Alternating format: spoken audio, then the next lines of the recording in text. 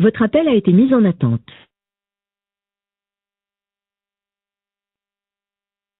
Votre appel a été mis en attente.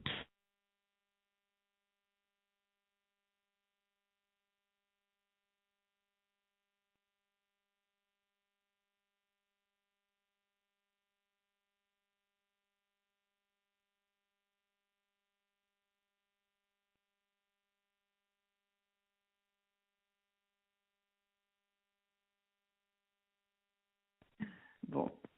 Allô? Oui, je suis Ah bon, ça a l'air de marcher, donc c'est très bien, parce que parfois, ce n'est pas le cas. Déjà, merci beaucoup pour d'avoir accepté de discuter par rapport à mon sujet de thèse. J'en prie. Du coup, voilà, c'est Michel Zadok qui m'a dit que ce serait intéressant que je vous contacte. Je suis actuellement à HEC au Mines Paris Tech et je suis en train de faire une thèse sur la mesure de l'émotion et j'essaye de faire un état de l'art en fait sur ce qui se fait aussi d'un point de vue digital, donc en intelligence artificielle et en data. Mais je m'intéresse particulièrement au parcours client aussi avec tout ce qui est autour des neurosciences cognitives. D'où l'intérêt, d'où mon intérêt aussi par rapport à ce que vous faites. Ok. Voilà. Et déjà, vous avez combien de temps? Parce que c'est très important. En gros, une demi-heure, trois quarts d'heure. D'accord, ok. J'ai un autre call à 10 heures, en fait. Ok, Voilà. d'accord. Mais ça ira très bien. Bon. Généralement, ce que je fais, c'est que je fais des entretiens semi-directifs, c'est-à-dire que, je vous laisse parler, en fait, je vais vous poser des questions assez générales et ce qui m'intéresse, c'est votre point de vue, ce que vous faites, quelques cas d'usage aussi, sachant que ce que vous me dites également, moi, je reviendrai vers vous après, dans le cadre de ma thèse, pour vous faire valider ce que je vais indiquer dans ma thèse qui m'intéresse. S'il y a des choses qui vous dérangent ou quoi que ce soit je ne mets pas, ou soit on met en confidentialité. Donc c'est aussi pour vous rassurer ce point de vue-là. Ok, d'accord. Voilà. Ce que je vous propose, c'est que peut-être rapidement vous me dites un peu votre parcours et ensuite on peut partir sur une question assez générale où je vais vous demander en fait quel est votre regard sur entre l'émotion et le parcours client et vous ce que vous constatez dans votre métier au quotidien et voilà. Et puis après, on partira sur la question. Ok. Alors, si je me présente, donc je m'appelle Éric Singler. Comme beaucoup maintenant, j'ai plusieurs casquettes. Donc, je suis directeur général du groupe BVA, donc qui est un groupe d'études, de sondage et de conseil, qui est alors petit au regard de très grandes entreprises, mais grand au regard de notre industrie de l'étude, à peu près 1 millier. Et 60% de notre chiffre d'affaires est en dehors de France. Alors BVA est plutôt connu pour les sondages, mais en fait c'est moins de 1% de notre activité.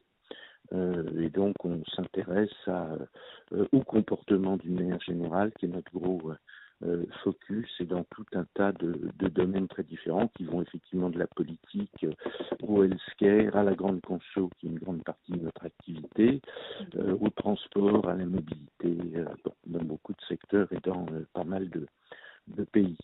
J'ai, après cette casquette générale, j'ai 2 autres casquettes plus spécifiques. Alors, mon background, moi, c'est plutôt au départ la grande conso.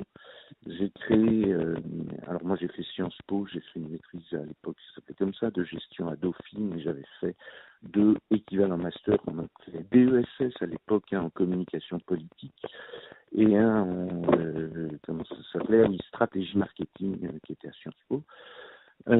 Ensuite, je suis rentré au service marketing de Yoplait, où j'étais chef de produit sur la gamme yaourt. Donc un parcours de marketeur au départ, mais avec l'ambition de créer une boîte, ce que j'ai fait assez rapidement, boîte qui existe toujours, qui s'appelle InVivo, qui s'appelait au départ InVivo, avec une idée très simple, c'est j'ai reconstitué des vrais faux magasins dans lesquels on demandait aux gens de faire des simulations d'achat, donc ça ressemble à un petit Carrefour, un petit Leclerc, un petit ce qu'on veut.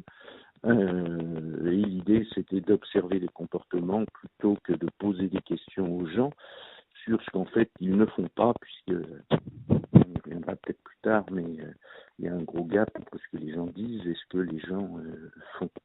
Donc en gros, j'ai créé cette société qui s'appelle maintenant Pierre InVivo et qui est la partie grande conso de BVA. Et j'ai moins de responsabilités maintenant. Je suis toujours directeur général de Pierre et Vivo, mais en fait, dans le quotidien, je fais beaucoup moins de grandes consos. Et j'ai développé un département, une entité maintenant qui s'appelle la BVA Nudge Unit, où là, je travaille depuis 2013. Alors aussi bien pour des gouvernements et pour des institutions que pour des grandes entreprises, sur les stratégies de changement de comportement très ancrées dans ce qu'on appelle l'économie comportementale et d'une manière plus générale les sciences comportementales. Donc ça, c'est un peu pour le boulot. À côté de ça, j'ai créé une association qui s'appelle Nudge France, qui vise à promouvoir l'utilisation du nudge dans notre pays, comme le nom l'indique, dans lequel j'organise des concours étudiants en partenariat. On en a fait avec Greenpeace, avec Paris 2024, avec la COP 21, ou avec le ministère des Sports l'année dernière. Et toujours dans la même veine d'essayer de promouvoir un peu le nudge et les sciences comportementales d'une manière générale, j'ai écrit plusieurs bouquins sur le sujet, un sur l'environnement qui s'appelle Green Nudge, un qui est plus tourné sur les cibles externes, les consommateurs, clients, etc., qui s'appelle Nudge Marketing, et un plus récent qui est plutôt tourné sur le management, qui s'appelle Nudge Management. Voilà, ça c'est un peu mes casquettes. Alors à un moment où j'étais plus impliqué dans ma profession et dans le marketing, j'étais au conseil scientifique de l'ADTEM, qui est l'association des études marketing en France, et j'avais créé, vous allez voir pourquoi je vous le cite, j'avais créé un groupe qui existe toujours, qui s'appelle Neurosciences et Marketing, et qui fait intervenir tous les 3 mois à peu près, à la fois un professionnel qui raconte comment il utilise dans le cadre d'études marketing les neurosciences, et puis un académique qui lui, en gros, raconte en quoi ce que l'autre a dit est du bullshit. Voilà. Donc ça fait des débats assez intéressants. Donc voilà un peu mon parcours. C'est assez riche et passionnant. J'en sais rien, mais voilà, c'est le mien. D'accord.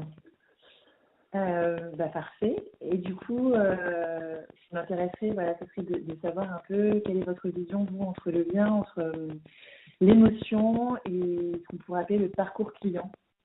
Expérience. Alors, bon, maintenant, je pense que c'est un peu depuis l'erreur des Descartes, le bouquin de Damasio, qui avait été, alors maintenant qui date d'un petit moment, mais qui avait été à l'époque une espèce de grande révolution pour dire voilà, l'émotion est au cœur de la décision, ce qui a été depuis largement repris, approfondi, etc.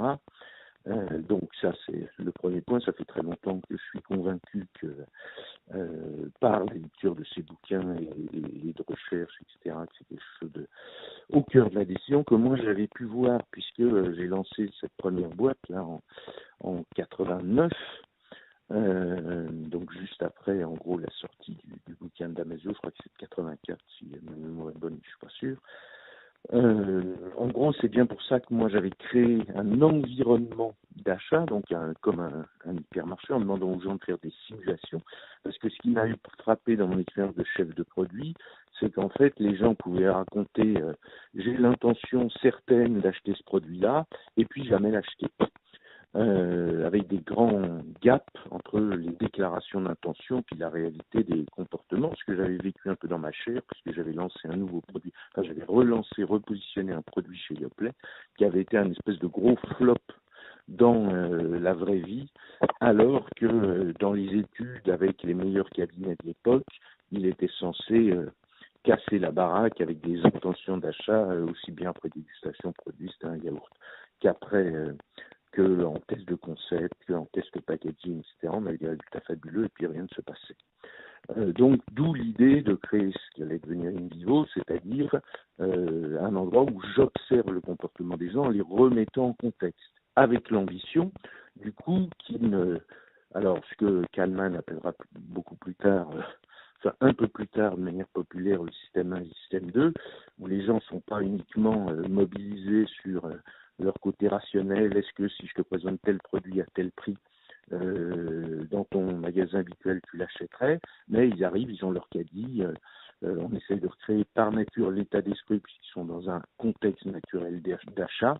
Et donc, ils vont mobiliser l'ensemble de leurs sens de la manière qu'ils le souhaitent, souvent de manière inconsciente, pour au final prendre une décision et faire un achat. Donc l'objectif, moi à l'époque d'Invivo, c'était je reconstitue l'environnement naturel de l'achat pour que les gens utilisent l'ensemble des éléments qui vont produire une décision avec une ambition, bien sûr, c'est que cette décision soit prédictive de ce qu'ils allaient faire prévu quand, puisque l'objectif de Invivo, c'est de tester des nouveaux produits, des nouveaux packaging, des nouvelles organisations de rayons avant de le lancer dans la vraie vie, dans des conditions labo, c'est-à-dire où on peut contrôler l'ensemble des variables. Et il se trouve que, et c'est pour ça qu'on existe toujours 30 ans après, il se trouve que ces mesures-là ont démontré une grande fiabilité et du coup on s'est mis à travailler avec à peu près tous les grands de la grande conso, les Procter, Nestlé, L'Oréal, Danone, Mars, Kellogg's et compagnie, parce qu'on mettait les gens dans la vraie vie.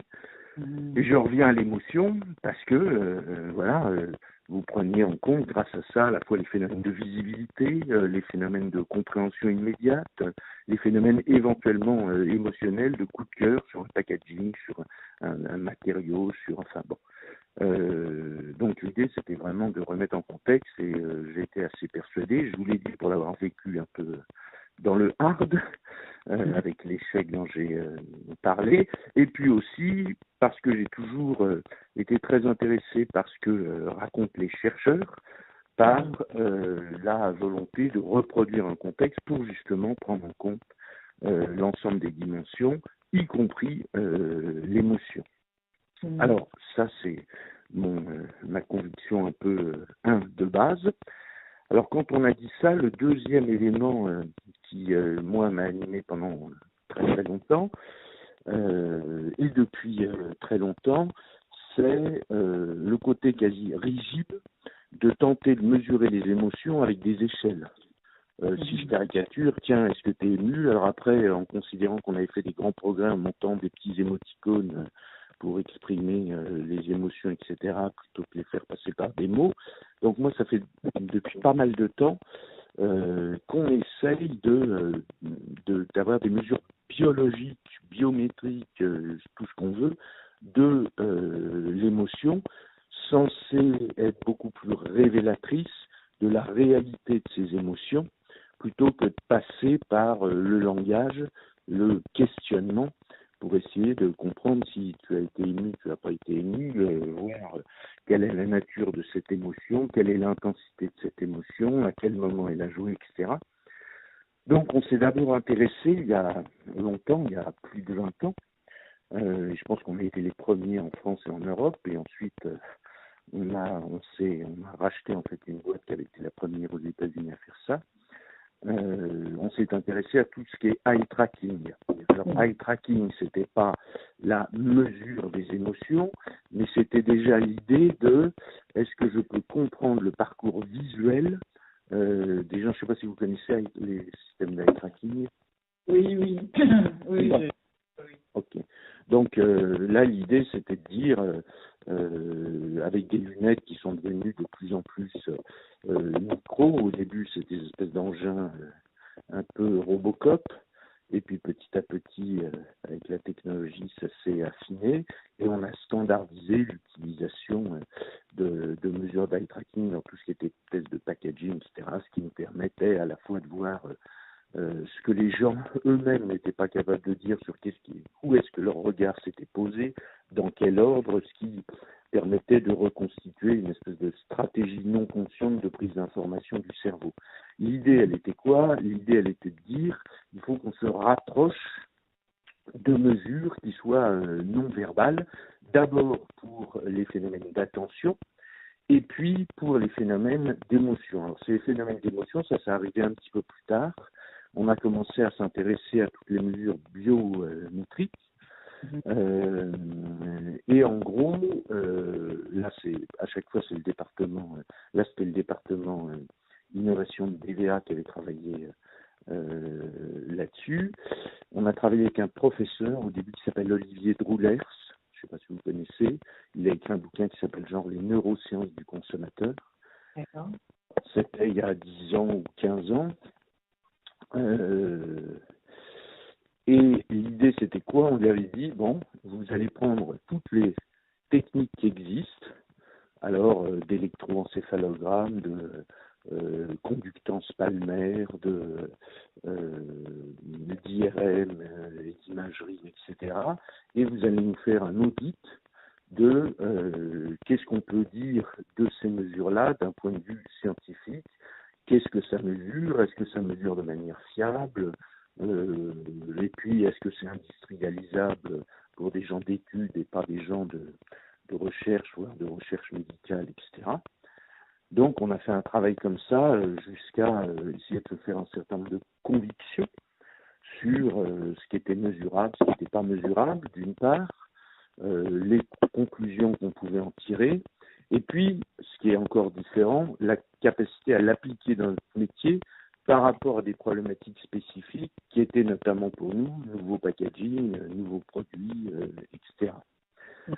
Donc, on a abouti, alors de mémoire, on a abouti à un certain nombre de conclusions. Alors d'abord, IRM, on a travaillé dessus, mais vous savez sans doute que c'est interdit en France d'utiliser l'IRM, de mettre quelqu'un dans un scanner et d'essayer de voir comment il réagit à des images, etc. Si c'est pour des raisons entre guillemets commerciales, c'est permis pour la recherche, mais c'est pas permis. Alors, bon, il y avait déjà cette barrière-là, mais deuxièmement, les conclusions du professeur Droulers, c'était plutôt de dire en gros, c'est sans doute potentiellement très intéressant, mais on est à l'aube de tout ça, et pour l'instant, il n'y a pas du tout consensus dans la communauté scientifique sur, voilà, quand je regarde ça, ça active telle zone du cerveau, qui est la zone du reward ou la zone de je sais pas quoi. Donc, l'idée, c'était plutôt de dire, de toute façon, c'est interdit. Deuxièmement, les conclusions qu'on en tire sont un peu à minima très complexes, alors que nous, dans la grande conso, on est, tiens, je veux des résultats dans 2 semaines, quoi. Et ça, c'était à l'époque. Maintenant, c'est je veux des résultats dans 2 jours. Et tout ça, et là, les sciences comportementales commençaient à dire la décision, c'est avant tout un contexte. Et le foutre quelqu'un dans un IRM n'est pas tout à fait le contexte de je suis dans mon hypermarché avec un caddie. Donc, bon, ça nous a fait éliminer cette technique-là. Il y avait tout ce qui était électroencéphalogramme, enfin le casque, hein, casques nombreux. Alors, j'ai un très bon copain dont je vous parlerai après, qui s'appelle Olivier Houillet, lui, qui est président d'une boîte qui s'appelle Emotive, mais qui à l'époque était prof de psycho et de neurosciences à Aix-Marseille. Et spécialiste de tout ça, donc j'avais commencé pas mal, ça, ces époques-là aussi que je l'ai rencontré, où en gros, à l'époque, alors peut-être que maintenant c'est mieux, je dois le revoir pour qu'il me parle un peu de ça, à l'époque c'était quand même un accoutrement, alors la mesure était plus une mesure attentionnelle qu'une mesure émotionnelle, c'était une mesure de l'activité cérébrale et encore d'une activité très périphérique, etc. C'est de mémoire que je vous raconte tout ça. Je ne suis pas du tout un spécialiste. Au départ, moi, je suis un marketeur, un homme d'entreprise, une étude marketing, mais pas un scientifique du tout. Donc, peut-être que je dis des bêtises, mais disons que c'est le souvenir que j'en ai. C'est que c'était, très intrusif pour mes petits camarades consommateurs de leur foutre un casque. Donc, on avait fait des pilotes, mais en mettant des casques et des machins. Alors à l'époque, c'était quand même assez compliqué. En plus, il y a des protocoles à respecter qui sont assez précis pour, voilà, tout d'un coup, il y a un grand bruit ou un grand machin et ça perturbe toute la mesure. Donc bon, il y avait des conditions de test qui étaient compliquées. En plus, la mesure était plus attentionnelle et activité cérébrale que mesure émotionnelle. Or, avec l'eye tracking, on était déjà assez content de tout ce qui était du domaine de qu'est-ce que je vois, à quoi je fais attention, dans quel ordre, machin. Bon, ça c'était assez, ça nous semblait être assez robuste. Donc on a aussi éliminé ça. Et en fait, ce qu'on a gardé, mais qu'on a très peu utilisé, je vous dirai après pourquoi, on a gardé deux trucs. On a gardé la conductance palmaire. Il y a des petits trucs qu'on mettait au bout des doigts des gens. Où là, il semblait y avoir un consensus assez fort sur oui, il y a des, je sais plus comment ils appelaient ça, voilà, quand on ressent une émotion, il y a les cellules, comment ça s'appelle, en gros, la peau se charge d'eau et du coup, ça change, ça modifie la conductance palmaire. Alors, il y avait des limites, c'est que ça mesurait une intensité, mais ça mesurait pas une valence. Alors, nous, quand on teste un packaging, on a quand même un peu envie de savoir si c'est une émotion au moins positive ou pas positive. Donc, on couplait ça avec des espèces de capteurs là qu'on mettait sur les zygomatiques et donc sur le visage et comment ça s'appelait, le corrigateur, qui était censé, là aussi, dans la littérature scientifique, il est censé y avoir un certain consensus sur le fait qu'il y a des prétensions musculaires quand on ressent une émotion positive ou négative qui se passe dans ces zones-là. Et donc l'idée, c'était de coupler une mesure d'intensité par la conductance palmaire et une mesure de valence par ces électrodes, je ne sais plus comment ça s'appelait, qu'on posait sur le visage. Alors, voilà, ça c'est ce qu'on avait commencé à faire. Donc ça, c'était il y a un paquet de temps, une bonne dizaine d'années.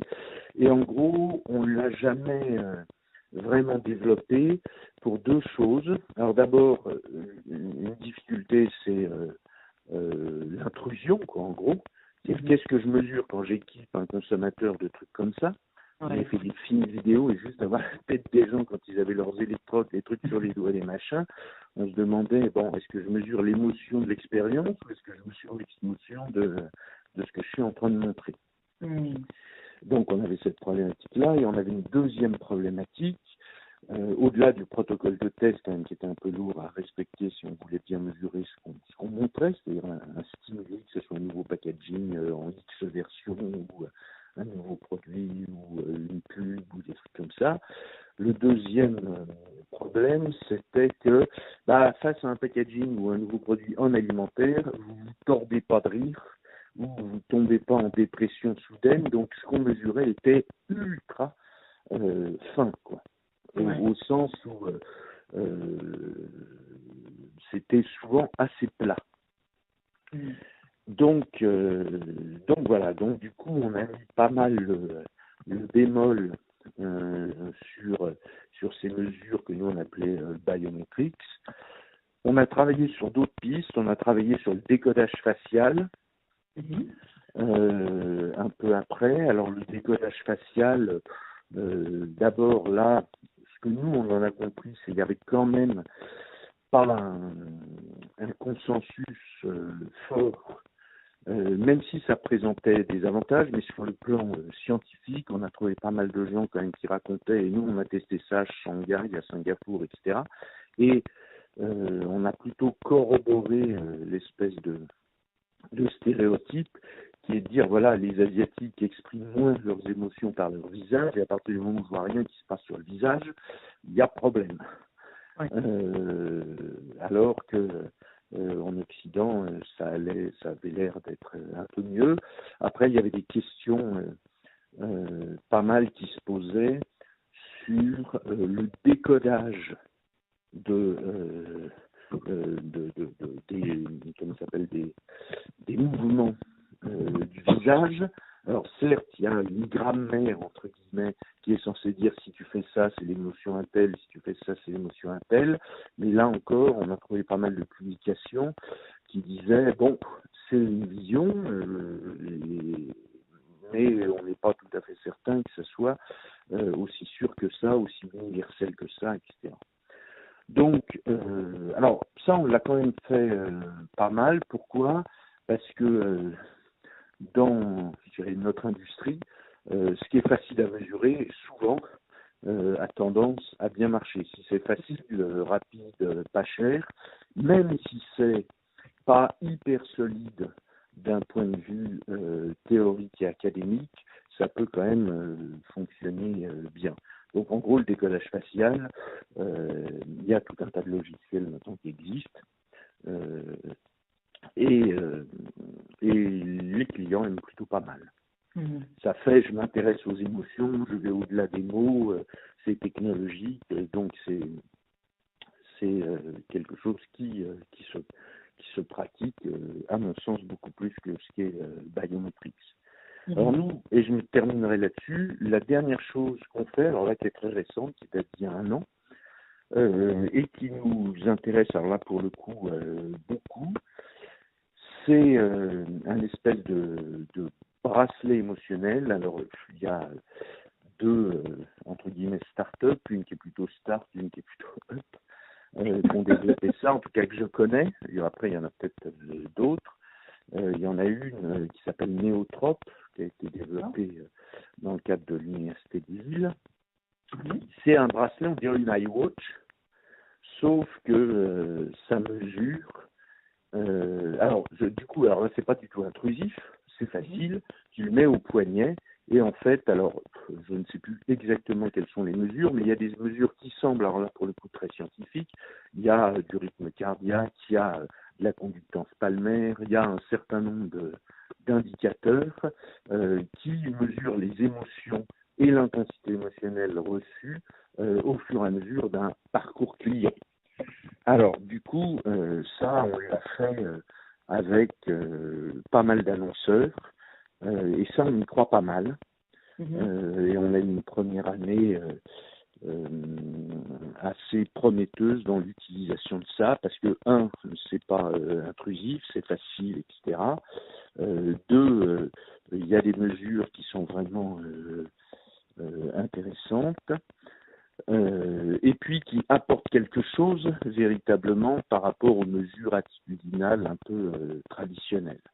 Donc on le fait en parcours client, on le fait aussi en dégustation produit. Quelle est l'émotion de la dégustation produit, donc voilà, on le fait dans le domaine du luxe aussi. Bon. Donc ça c'est assez prometteur. Il y a une autre start-up qui travaille là-dessus et qui est très intéressante, qui s'appelle Datacalab. Oui, j'ai déjà rencontré. Oui, vous avez rencontré les gens, Anne-Marie Gauthier ou Franck. Oui, voilà. Exactement. Donc c'est un peu le même principe. Alors eux essayent, et c'est très intéressant, de combiner tout un tas de mesures, alors des mesures eye tracking, des mesures biométriques avec le bracelet, voilà, je m'arrête là parce que vous voyez que quand on me pose une question, je mets 3 plombs à répondre. Mais voilà. Et vous travaillez avec eux du coup pour développer des. Alors Datacalab, on vient on vient. Ça fait à peu près 1 an qu'on est en contact avec eux.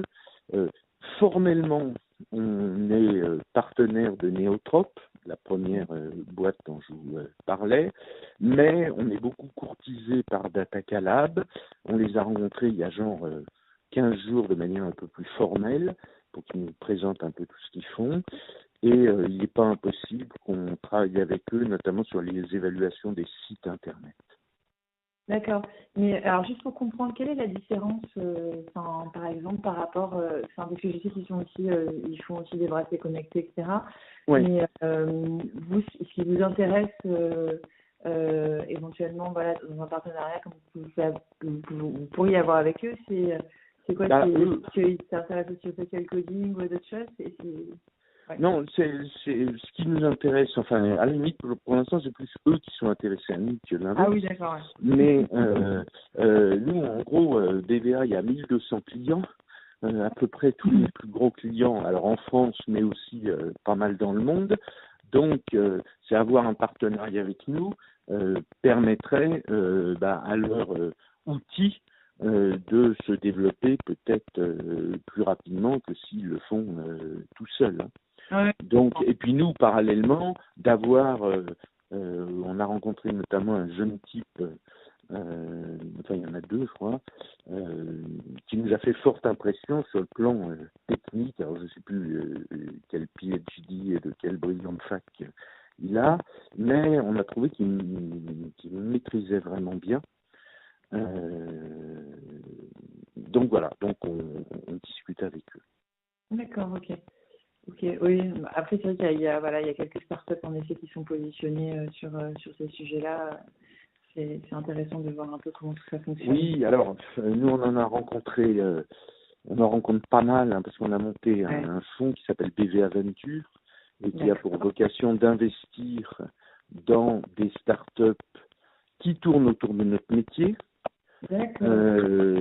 Et on a par exemple rencontré des gens qui nous fait pas mal l'impression, qui disent qu'ils mesurent alors c'est pas vraiment les émotions, je me souviens plus comment ils appellent ça, mais par la frappe que vous avez sur votre clavier d'ordinateur. Ah oui, oui, d'accord. Oui, avec des trackers en fait, là sur. Ouais, je sais pas exactement comment ça se passe, ça fait un peu magique. Mais c'est des gens, encore une fois, qui sortent de belles et grandes écoles et qui ont l'air sérieux dans ce qu'ils racontent. Alors ça fait un peu, ça fait bizarre de se dire, je mesure plein de trucs juste par la manière dont les gens tapent sur leur clavier. J'ai rencontré aussi des gens, je crois qu'ils sont au MIT aux États-Unis, qui travaillent sur la couleur de la peau à partir des films qu'on prend sur les webcams et qui, pareil, essayent de mesurer alors exactement quoi, j'en sais rien, mais ça tourne autour des émotions. Ouais. Je sais pas si vous en avez entendu parler. Je crois que le type s'appelle Daniel Macduff, un truc comme ça. D'accord. Écoutez, non, j'ai regardé ça. Voilà, en tout cas, vous avez compris que c'est un thème qui nous intéresse. Parce qu'on considère que l'émotion c'est central, pour comprendre les parcours, et puis les décisions, les comportements finaux, etc. Tout ça, ça s'inscrit dans la notion d'expérience. Donc on sait que une expérience émotionnelle, elle va rester plus en mémoire. L'un de mes héros absolus, Daniel Kahneman, dit on choisit pas une expérience, on choisit des mémoires d'expérience. Et en démontrant que les mémoires d'expérience, les expériences qui créent des pics émotionnels, etc., sont celles qui vont marquer, qui vont être mémorisées. Donc c'est une thématique qui intéresse beaucoup, par exemple en ce moment, les marques de luxe.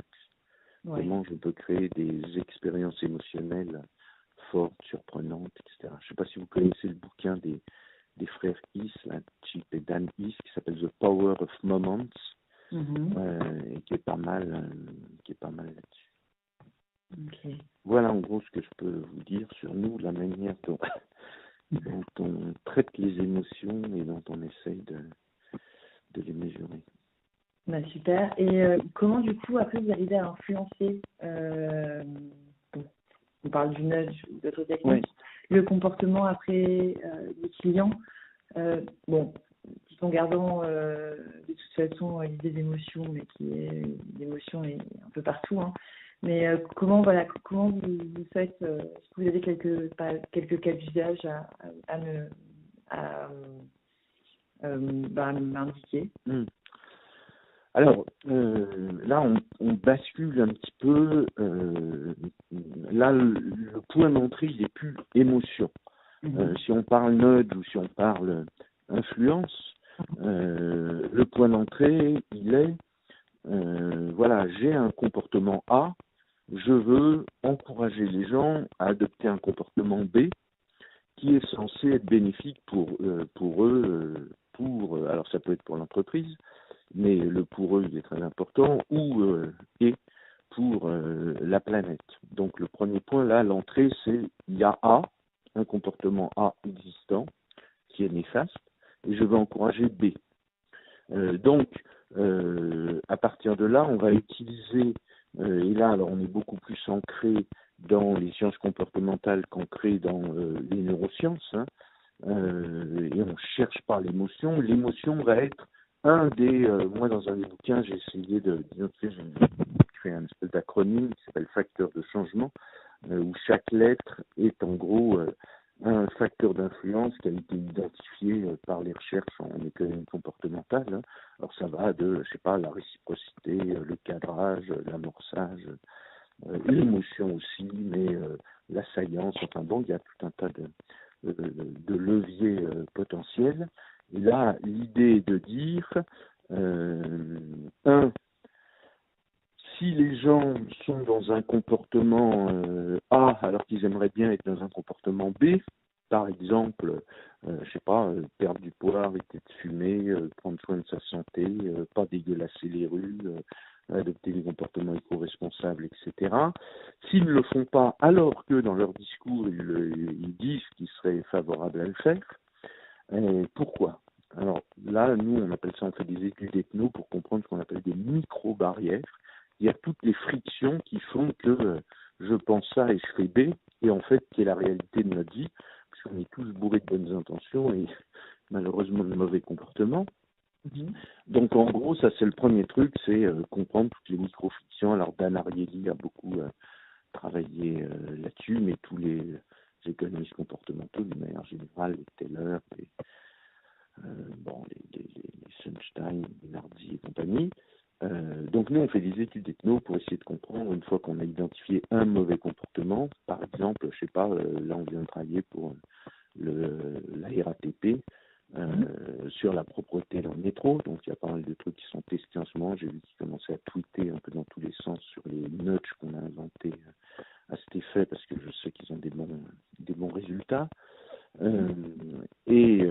Donc là, c'est beaucoup plus large que l'émotion, c'est de se dire, voilà, j'ai en face de moi un comportement que je vais encourager. Je comprends les micro-barrières qui font que les gens ne sont pas dans ce bon comportement. 2, à partir de cette compréhension, on organise nous des ateliers de créativité, on appelle ça des nudge labs, où on va partir de ce qu'on a observé pour partager avec les participants des groupes de créativité ce qu'on a compris de ce pourquoi les gens étaient pas dans le bon comportement. On va utiliser nos drivers d'influence, et si on veut utiliser l'émotion, et si on veut utiliser la réciprocité, en prenant chacun des points de contact qu'on a avec la cible. Alors, un point de contact, ça peut être, si je prends le métro, c'est une poubelle, c'est les quais, c'est ce que dit le contrôleur, ce qui est écrit sur le portillon, la com qu'on peut faire, le ticket, enfin bon. On prend tous les points de contact possibles qu'on a avec la cible, et on va prendre un à un l'ensemble des facteurs, chacun des facteurs d'influence, en disant et en délirant après sur qu'est-ce qu'on peut faire. Par exemple, là sur la RATP, on a essayé de rendre justement plus émotionnel et humain cet acte d'utiliser les poubelles. Donc, vous allez voir qu'il y a marqué des merci plutôt que jette. On a mis des grandes photos de l'équipe en charge du nettoyage qui te regarde droit dans les yeux en te souriant, en te disant merci, pour essayer de rendre humain et de montrer qu'il y a des gens derrière cette activité de nettoyer, et d'essayer d'activer un levier émotionnel de ce type-là, mais aussi faire de la saillance, puisque du coup, voir des gens, ça normalement capture ton attention quand ils te regardent. Enfin bon. Voilà, donc là, l'idée en nudge, c'est d'utiliser l'émotion, mais comme l'un des 20 et quelques, enfin, car il y en a beaucoup plus en fait, mais nous on a essayé de prendre les 20 qui sont les plus consensuels et les plus forts, qu'on peut activer pour encourager un comportement qu'on assume d'être celui vers lequel on veut influencer les gens. D'accord. Et vous les avez, c'est vous-même qui les avez sélectionnés, c'est ça, ces facteurs? Voilà, en fait, ça c'est le travail de ce que je disais tout à l'heure, de la BVA Unit. Ouais. C'est là on a des experts en sciences comportementales, alors qui viennent d'horizons très différents. Ça peut être des gens de change management, ça peut être des gens du UX, ça peut être des gens qui sont des psychosociaux, ça peut être des anciens qualitativistes, etc. Donc on a un certain nombre de process pour créer des nudges, tels que je vous disais, des phases ethno pour comprendre, des phases de créativité. Après on a des espèces de phases de présélection, parce que quand on est en créativité, on demande aux gens de se lâcher complètement, donc ils peuvent dire aussi des trucs qui sont complètement impossibles, qui sont pas éthiques, etc.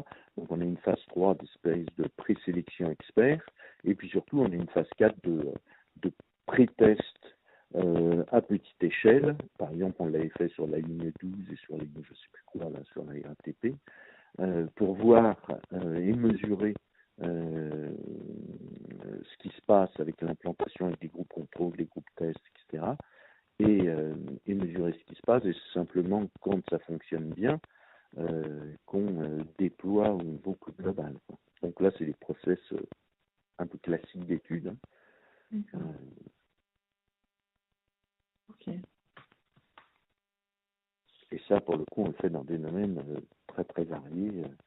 Ça va de la sécurité au travail dans des centrales nucléaires, comment faire en sorte que les gens ne se tuent pas en faisant une bêtise, alors qu'il y a plein de process, etc. Mais d'avoir le petit coup de pouce, justement, le petit nudge, qui va t'alerter au moment où tu allais faire une bêtise. On a travaillé pour l'ONU sur la gender equality, comment nudger le site E4She, qui est le site développé par le mouvement de gender equality des Nations Unies pour que les hommes supportent la cause des femmes. Donc on peut nudger le site pour le rendre, pour renforcer le taux de conversion, et en fait on a augmenté de 24% le taux de conversion. Bon, ce qui m'a valu de présenter à l'Assemblée générale des Nations Unies les sciences comportementales, c'est assez chic. Mais bon, donc c'est pour vous dire qu'on travaille sur des sujets, on travaille pour les marques de lutte sur l'expérience client, comment quand tu rentres dans une boutique, je peux essayer de t'engager, alors là pour le coup assez émotionnellement, dans l'expérience client. On travaille pour des banques, pour Orange, pour plein de gens. Sur cette notion de changement comportemental où l'émotion est un des éléments, et simplement un des éléments. Même s'il est très important, il y a pas mal d'autres facteurs. Et vous constatez une prise de conscience justement par rapport à ce que vous disiez au début de notre entretien, le fait que la place des émotions maintenant devient de plus en plus, on met du rationnel, on essaye dans ce cas de mettre du rationnel là-dedans pour mieux la comprendre. Vous constatez une prise de conscience aussi avec des personnes avec qui vous travaillez, des annonceurs ou des problèmes. Oui, alors maintenant j'ai même envie de dire que ça en passe de devenir un peu une tarte à la crème. Oui. C'est-à-dire, il y a 20 ans ou 30 ans, ça l'était beaucoup moins. Maintenant, depuis une bonne dizaine d'années, que les émotions sont au cœur de la décision, qu'il y a des problèmes à la mesurer, etc. Je pense plutôt que la majorité en sont conscients, des annonceurs, etc. Après, c'est la pratique des mesures, des évaluations, de la prise en compte qui reste encore très marquée par des habitudes anciennes. Moi, il y a un thème qui m'intéresse aussi pas mal, c'est à l'intérieur des organisations et des entreprises. Et je pense que les pratiques managériales sont encore très ancrées dans la perception d'un homme rationnel qu'il faut informer, convaincre, et puis après tout ça va bien fonctionner. Et on a les émotions dans les entreprises. On sait que les grands leaders peuvent être très aspirationnels parce qu'ils sont émotionnels, etc. Et je pense que là, il y a encore beaucoup de boulot. Mais si vous parlez à L'Oréal, à Chanel, de est-ce que les émotions c'est important, ils vont dire bah oui, ça fait un bout de temps que j'en suis convaincu, quoi. Oui. Et je pense que maintenant c'est bien et pour moi c'est bien et c'est la norme, quoi. C'est mon sentiment en tout cas. Oui, d'accord. Oui, le sentiment c'est de toute façon c'est un sujet qui n'est pas nouveau, hein, mais c'est on va dire la manière dont on l'envisage et les mesures et le poids qu'on en met après dans l'analyse et dans la transformation des décisions, on va dire, qui drive davantage, qui donne peut-être plus de poids à quelque chose qu'on pouvait appeler de l'intuition avant, et maintenant on essaye de donner un peu plus de rationalité avec des analyses. Oui, ce qu'il y a, la problématique des émotions, c'est le discours, les attitudes, les questionnements, etc., sur pourquoi tu as fait ça, etc., ça c'est très facile. Donc il y a une espèce de prime à la facilité, là où les émotions, une vraie mesure des émotions, c'est compliqué. Et la prise en compte ensuite dans des décisions, que ce soit des décisions managériales ou toute décision, la vraie prise en compte de la réalité des émotions, c'est aussi pas si évident que ça, quoi. C'est beaucoup plus facile de dire tiens, j'ai mesuré ça, il m'a dit qu'il n'y a qu'à voir les mesures de Satis, qui sont des NPS, des trucs de recommandation, est-ce que vous êtes satisfait, enfin c'est vraiment, je vais straight to the point et sans m'interroger trop sur est-ce que the point il n'est pas un peu n'importe quoi. Ouais. Tout ça parce que c'est facile, c'est rapide, c'est pas cher, etc. Donc je pense qu'il y a une prise en compte très forte, une prise de conscience très forte du rôle des émotions. Je pense qu'il y a encore beaucoup de boulot pour passer de cette prise de conscience à des pratiques qui intègrent réellement les émotions. Oui. Et du coup, vous avez, quelles sont les limites que vous voyez par rapport à ça, par rapport à toutes ces vues sur le marché, ces contacts, ces problématiques Je pense que, et c'est pour ça que les bracelets connectés sont un pas, à mon sens, assez important. Je pense qu'à partir du moment où il y aura des mesures fiables, non intrusives, et qui peuvent être rapides, pas trop chères, etc. Je pense que ça peut être une révolution dans les pratiques, quoi. Si on peut, si tout d'un coup mesurer les émotions, ça devient aussi facile que de poser une question, à ce moment-là, je pense que ça va devenir un standard. Et du coup, on sait que ce qu'on peut bien mesurer peut prendre plus de poids. Donc je pense que là, il y a peut-être un pas important qui a été franchi avec ces bracelets connectés. Bon, et demain, autre chose, j'imagine, mais pour l'instant, ça. Oui, et de coupler aussi le maximum de mesures pour avoir et ne pas s'intéresser qu'à une mesure. Voilà, c'est ça. Nous, on a toujours été un peu agnostiques des méthodes. C'est pour ça qu'on a essayé de voir un peu et qu'on continue à suivre un peu tout ce qui se passe pour essayer de voir et puis pas dire cette mesure-là, nous, ce qu'on appelle les pure players.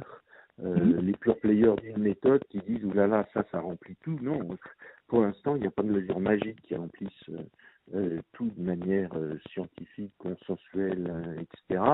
Donc, par rapport à un objectif, est-ce qu'on peut identifier des moyens de mesurer qui permettent d'atteindre cet objectif ou de combiner différentes techniques qui vont additionner leurs avantages respectifs, quoi, plutôt que de croire en un espèce de truc miraculeux qui mesure tout. D'accord, ok. Et ça, vous le faites en situation réelle, hein. Oui, alors ça, c'est un peu notre point de base, dans nos convictions un peu de base. Là, c'est en gros, le contexte est crucial et pour recréer l'état d'esprit que les gens ont, le contexte, si vous êtes en train d'acheter en ligne, ou si vous êtes dans un magasin, ou si vous êtes dans la rue, ou si vous êtes au bureau, tout ça, ça crée des environnements qui créent des états mentaux différents qui eux-mêmes vont agir sur les heuristiques de décision que vous allez choisir, sur la perception, l'interprétation de ce contexte, etc. Donc le point de base, c'est partons du bon contexte et ensuite on peut commencer à mettre en place des choses un peu intelligentes dès lors qu'elles sont le moins intrusives possible. Je comprends bien. D'accord, ok. Merci beaucoup. Alors, je vais essayer de ne pas vous retenir parce que vous m'avez dit qu'à 10h, vous aviez un call. Voilà, on va faire en sorte de terminer comme il se doit. Merci énormément pour l'ensemble de ces informations. Donc voilà, je reviendrai vers vous en fonction de... C'est sûrement des verbatims que j'utiliserai par rapport à ma thèse. Si vous avez, je ne sais pas, de la documentation ou des cas d'usage qui ne sont pas forcément confidentiels et qui viendraient étayer ce que vous m'avez dit, je suis preneuse également. Ok. Voilà. Je vais voir avec l'équipe. Ok, très bien. C'est gentil, merci beaucoup. Je vous remercie, puis bon courage. C'est gentil, merci. Et puis, bon, je vous enverrai ma thèse une fois qu'elle sera Ok, terminée. avec plaisir. Merci, au revoir. Merci, au revoir, bonne journée, au Au revoir. revoir.